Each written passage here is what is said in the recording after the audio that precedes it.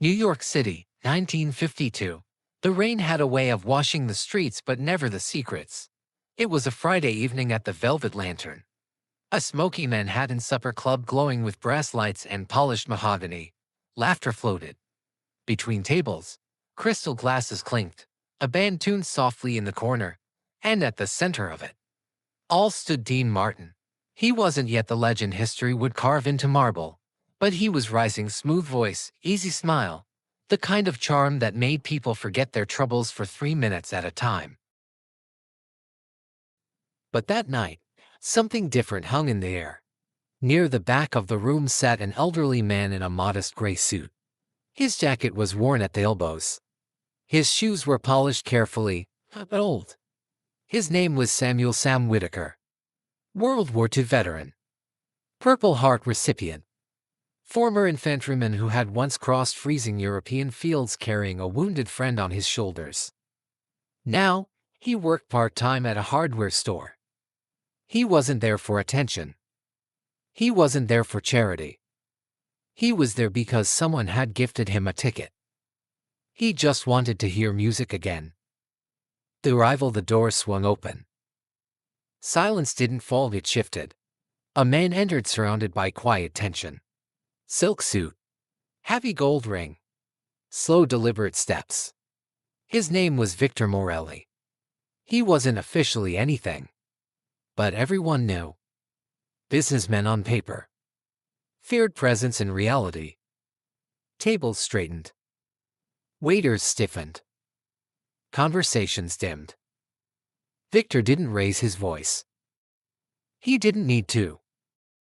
He took a table near the center, where everyone could see him and where he could see everyone. Dean noticed. Dean always noticed. He adjusted his tie and leaned into the microphone.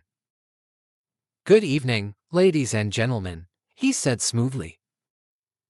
"Let's make tonight one to remember." The band began. And for a moment, just a moment, the world softened. The incident midway through the second set, a waiter accidentally brushed Victor's chair. A small thing. But small things often ignite large egos. Victor stood slowly. The room froze. "Italian leather," he said calmly, brushing his sleeve. "You know what that costs." The waiter stammered apologies. Sam Whitaker watched quietly from the back. Victor waved him off and then turned. And his eyes landed on Sam. Sam had been looking. Not staring, just watching. Victor didn't like being watched. "You," Victor said, pointing. "What are you looking at?" Sam straightened in his chair. "Nothing, sir," he said respectfully. "Just enjoying the music." The room held its breath. Victor approached. Each step echoed louder than the band. "You got something to say?" Victor asked. Sam remained seated. "I fought for this country," Sam replied calmly. "I've earned the right to sit here and listen." It wasn't defiance. It was dignity. And sometimes dignity threatens those who have none. Victor's hand moved fast. A sharp slap echoed across the club. Not brutal. Not graphic. But humiliating. Gasps filled the air. Sam's head turned with impact. His cheek reddened. But he didn't fall. He didn't swing back. He didn't curse. He simply looked up. And that's when Dean Martin stopped singing. Silence from the stage, the band faltered. Dean lowered the microphone slowly. The spotlight still glowed on him, but his attention was elsewhere. On Sam. On the room. On what kind of night this would become. Dean walked off stage. Not rushed. Not dramatic, not measured. Every step quiet. The audience parted instinctively as he approached Victor and Sam. Victor smirked slightly. "Go back to singing," Victor said. "This doesn't concern you." Dean didn't answer immediately. He looked at Sam first. "You okay, sir?" Dean asked gently. Sam nodded once. "I've endured worse." That sentence hit deeper than any slap. Dean turned to Victor. It concerns me, Dean said evenly. When a man who wore his country's uniform gets disrespected in my house. Victor's jaw tightened. Your house, he replied. You rent this stage. Dean smiled faintly. Tonight, he said, it's mine. The stand, no shouting. No threats. Just presence. Dean pulled out a chair and sat next to Sam. The entire club watched. Then Dean did something unexpected. He removed the spotlight from himself. He gestured toward Sam. Ladies and gentlemen, Dean said clearly, we have a hero among us tonight. The room shifted again, but differently this time. Dean continued, this man fought while most of us were learning how to shave. He bled so we could dance. Sam looked uncomfortable, humble. Victor looked irritated. Dean stood. If anyone here believes respect is optional, Dean added softly, you're in the wrong place. The words weren't loud, but they landed heavy. Power changes shape. Victor glanced around the room. Something had changed. It wasn't fear anymore. It was disapproval. Collective. Quiet. Firm. Power built on intimidation weakens when witnesses refuse to admire it. Victor adjusted his cufflinks. You're making a mistake, he said quietly to Dean. Dean met his eyes. Maybe, he replied. But not tonight. Victor stood still for several seconds. Then, without another word, he left. No dramatic exit. Just a man discovering that fear had limits. The doors closed behind him. And the room exhaled. The real victory. Dean turned back to Sam. Sir, he said warmly, would you do me the honor of sitting front row? Sam hesitated. I don't want trouble. Dean smiled. Trouble already left. The audience applauded, not loudly at first, but steadily. Sam moved to the front. Dean returned to the stage. But he didn't resume the planned song. Instead, he spoke. My father came to this country with nothing, he said. Hard hands. Big dreams. Men like this gentleman made sure that dreams survived. He nodded toward Sam. So tonight, we sing for him. The band began a slow, heartfelt melody. Dean's voice carried something new. Not performance. Conviction. The club wasn't entertainment anymore. It was community. After the music, when the night ended, people approached Sam quietly. Shakes of the hand. Thank yous. Small gestures of gratitude. Dean joined him near the exit. You didn't have to do that, Sam said softly. Yes, Dean replied. I did. Sam studied him. Why? Dean paused. My brother served, he said. Didn't come home the same. Some men fight battles overseas. Others fight them forever. Sam nodded slowly. They stood in shared understanding. What was erased the next morning? Newspapers didn't mention it. No headlines. No scandal. No mob boss. No slap. Because sometimes history erases quiet courage. But the people in that room remembered. The waiter remembered. The pianist remembered. The woman celebrating her anniversary remembered. And Sam Whitaker remembered. Not the slap, but the moment someone stood beside him. The morning after the incident, New York moved as it always did, loud, impatient, indifferent. Taxi horns cut through cold air. Newspapers slapped onto doorsteps. Coffee steamed behind diner windows. But inside the velvet lantern, the air felt heavier. Dean Martin arrived earlier than usual. The club owner, Mr. Halpern, was already waiting in his office. The ashtray was full. That was never a good sign. You put me in a difficult position last night, Halpern said without looking up. Dean closed the door gently. I didn't plan to. You embarrassed a powerful man. Dean leaned against the wall. I protected a decent one, Halpern sighed. You don't understand how this works. No, Dean replied calmly. I understand exactly how it works. There was no yelling. Just tension. Halpern wasn't cruel. He was afraid. Businesses survived on stability, and Victor morally represented the opposite of that. Victor called this morning, Halpern said quietly. He didn't threaten. That's what worries me. Dean didn't answer. Silence can say more than defense. You need to smooth this over, Halpern continued. A private apology. A handshake. Something. Dean shook his head once. I won't apologize for standing next to a veteran. Halpern finally looked at him. Then be prepared. Because men like Victor don't forget. Across town, Sam Whitaker was opening the hardware store. He moved slowly, arthritis stiff in his hands. The bell above the door jingled as regular customers entered. Life hadn't changed for him. Or so it seemed. But word travels. By noon, two strangers walked in. Clean suits. Polite smiles. Mr. Whitaker, one asked. Sam straightened. That's me. They didn't introduce themselves. They didn't need to. You were at the Velvet Lantern last night, the second man said. I was. A pause. It would be wise, the first man added, to avoid places where misunderstandings happen. Sam understood. He had seen men like this before in different uniforms, under different flags. The language of intimidation is universal. I didn't cause trouble, Sam replied evenly. Good, the man said.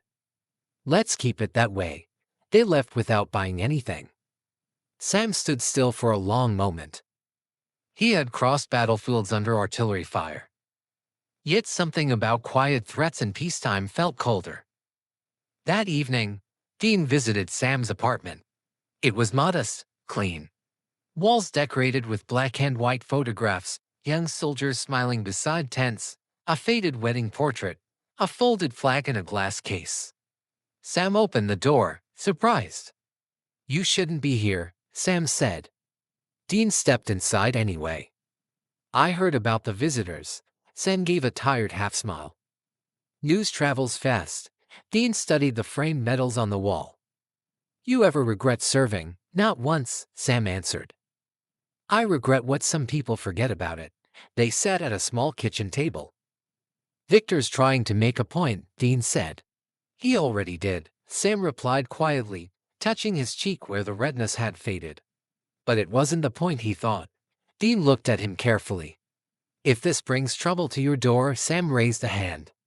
Son, I fought in places where hope was thinner than rations. I won't be scared out of a music club. There was no bravado in his voice. Just resolve.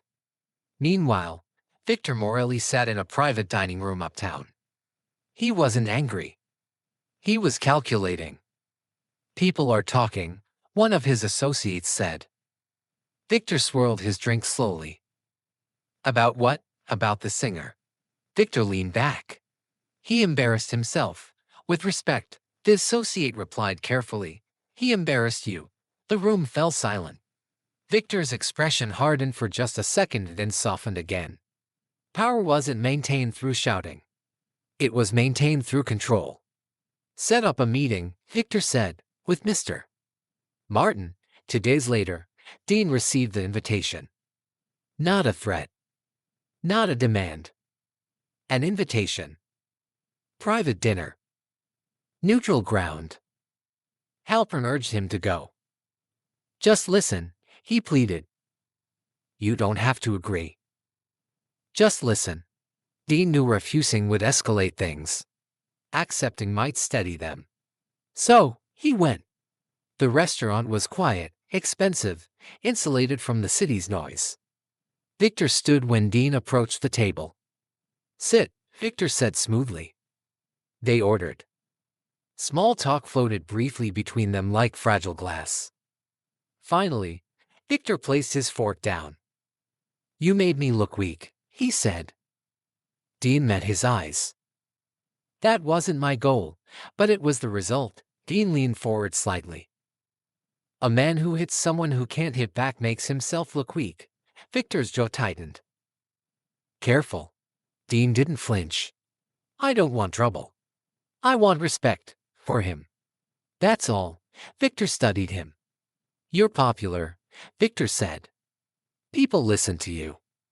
That makes you influential. Dean shrugged lightly. I just sing. No, Victor replied. You lead. The word hung between them. Victor wasn't furious anymore.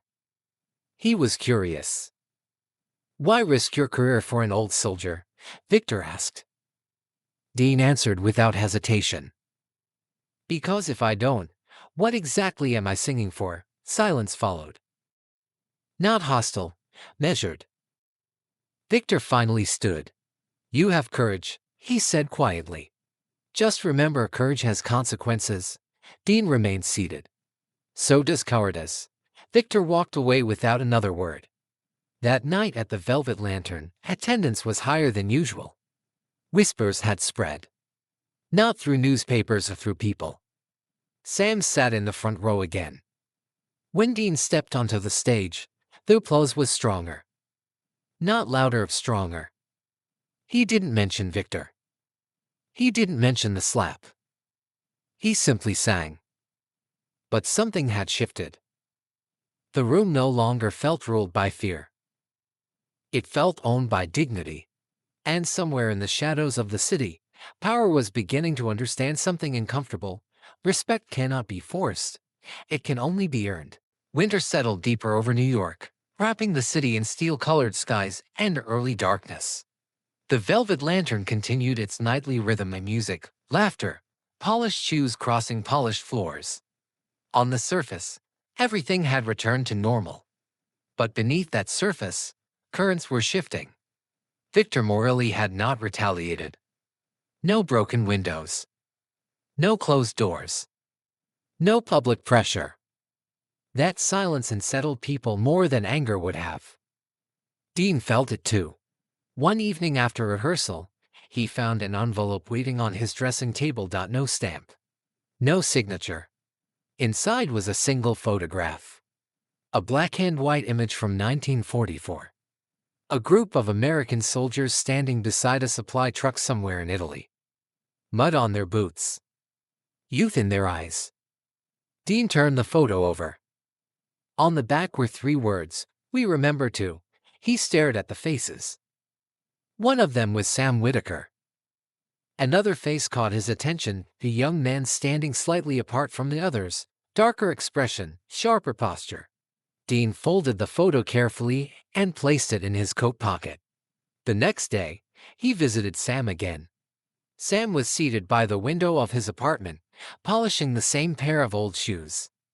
Dean placed the photograph on the table between them.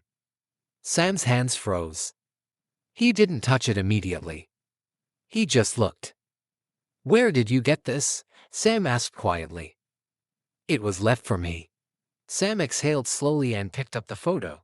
That was northern Italy, he said. Spring of 44. He pointed to the young men standing apart. That's Luca Moretti. Dean didn't interrupt. Victor's older brother, Sam added. The room felt smaller. We were in the same unit, Sam continued. He was quiet. Kept to himself. But he was brave. What happened? Dean asked.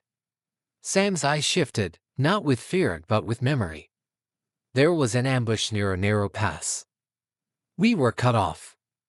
Supplies gone. Communication down. He paused. Luca volunteered to draw fire so the rest of us could reposition.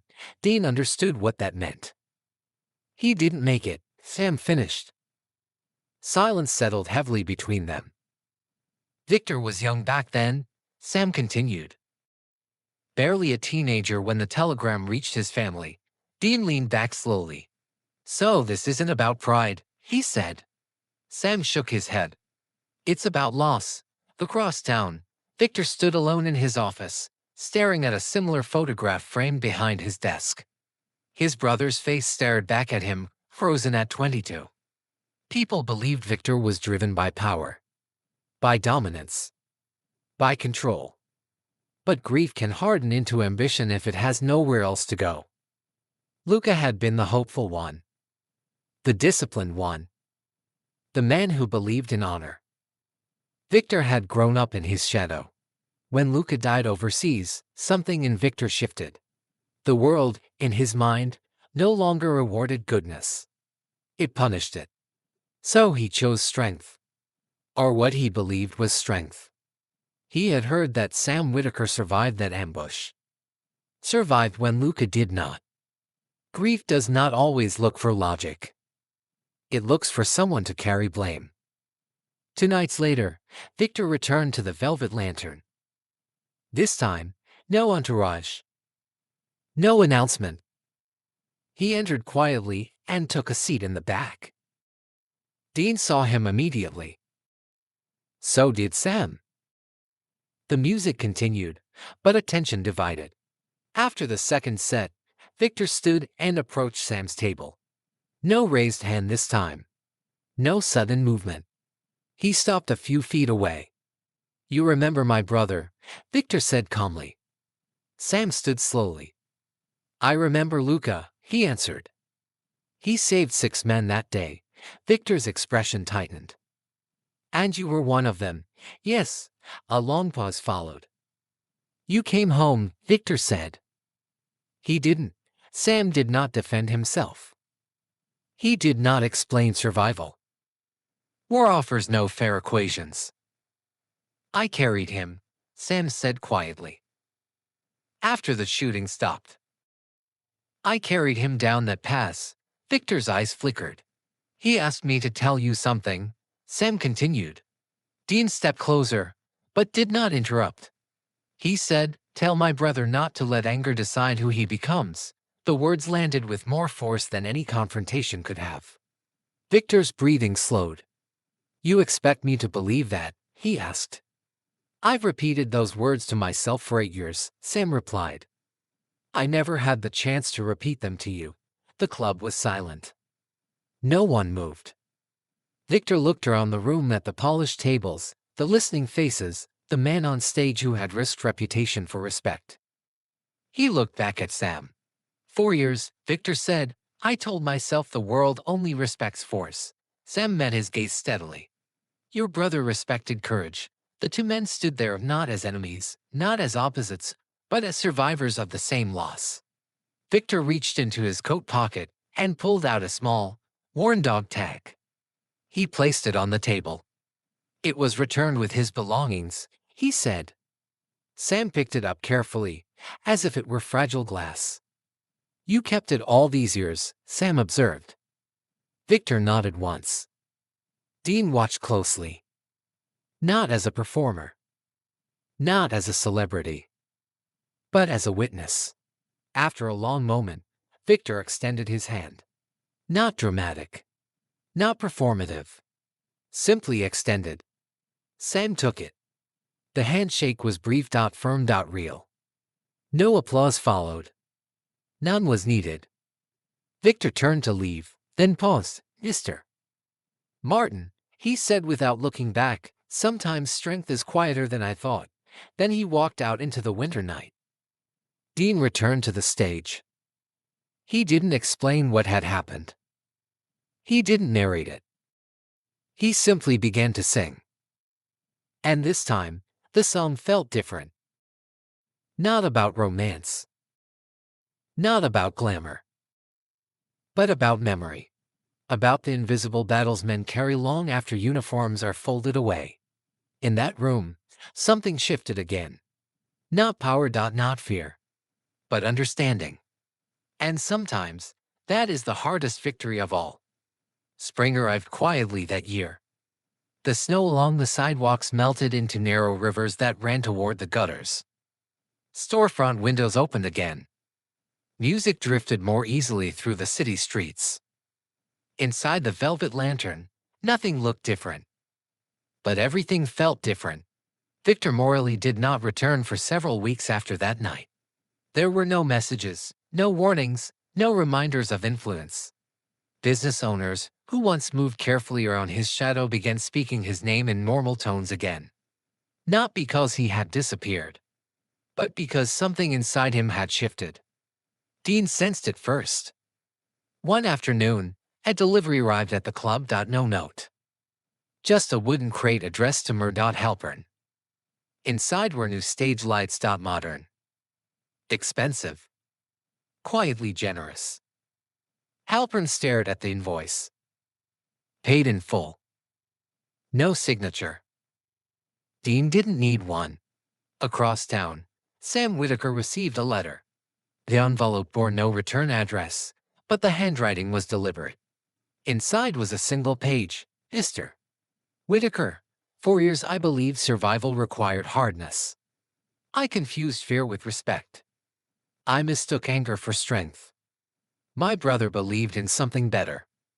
You carried his memory longer than I carried his lesson. I intend to honor it properly.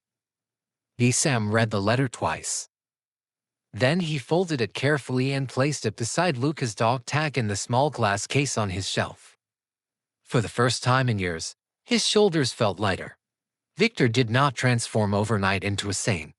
The city was not naive, and neither was he. But certain practices quietly ended. Certain partnerships dissolved. Certain debts were forgiven instead of collected. People noticed.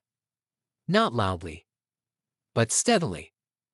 Influence remained, yet its tone changed. Power, when guided by restraint, feels different than power guided by ego. One evening, nearly 3 months after the confrontation, Victor returned to the Velvet Lantern. No announcement. No audience. He took a seat near the middle this time. Not in the back. Not in the center. Just among the crowd. Dean saw him as he stepped onto the stage. There was no tension in the room now. Only curiosity. Dean adjusted the microphone. Good evening, he began. Tonight's song is about second chances. He did not look directly at Victor. He didn't need to. As the music filled the room, Victor listened quietly. Not analyzing. Not calculating. Just listening. Sam sat a few tables away. Their eyes met once. No hostility. No lingering grief. Just acknowledgement. When the final note faded, the applause was warm and steady. Victor stood with everyone else. He approached the stage afterward, not with authority, but with purpose. Mr. Martin, he said calmly, I've funded a scholarship. Dean tilted his head slightly. For what? For veterans returning home, Victor replied. Education. Training. Something constructive. Dean studied him. In my brother's name, Victor added. Dean nodded once. That's a good name to build with. Victor extended his hand. This time, it wasn't about dominance. It was about agreement. Dean shook it firmly. Outside, the city carried on unaware. There were no headlines. No radio broadcasts. No dramatic exposes. The newspapers never printed the story of a mob-connected businessman reconsidering his path. They never printed the story of a singer refusing to look away. They never printed the story of a veteran who carried both a wounded soldier and a message across decades. History often records wars, elections, scandals. It rarely records quiet courage. But legacies are not built in headlines. They are built in rooms where someone decides to stand beside another person when it would be easier to stay silent. Years later, people would remember Dean Martin for his voice, his timing, his effortless charm. Few would remember the night he stepped off stage. Fewer still would know why. Sam Whitaker continued attending the club every month until his health no longer allowed it. Victor Morelli's scholarship program grew quietly, helping men who returned from conflict find new beginnings instead of bitterness. And the Velvet Lantern remained what it had always been, a place for music. But for those who were there that winter night, it was also something more. It was proof that dignity can interrupt fear. That memory can soften anger. That strength does not need to shout. And that sometimes, the most important moments in history are the ones no one reports. Because they are not about spectacle. They are about choice. And one choice, made calmly in front of a silent room, can echo longer than applause ever could.